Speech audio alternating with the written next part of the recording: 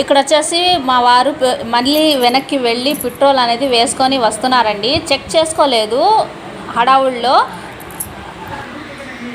వేసుకొని వచ్చారు. ఇప్పుడు మనం అనేది ఎక్కుతున్నాము. ఎక్కిన తర్వాత బేకరీకి వెళ్దాము.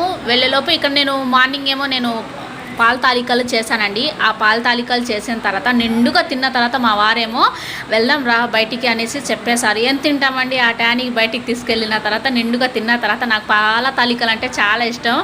ఉదయం నుంచి ఇప్పుడు వరకు నేను ఎన్నిసార్లు పాల తాలికలు తిన్నానో నాకే తెలీదు. అంత చక్కగా కుదిరింది. టేస్ట్ కూడా చాలా బాగుంది. బాగా వండాను కూడా. నేను చేసిన పాల తాలికలు మా మమ్మీకి కూడా ఇచ్చేసి అటు నుంచి అటు ఇక్కడ బేకరీకి వచ్చేసామన్నమాట.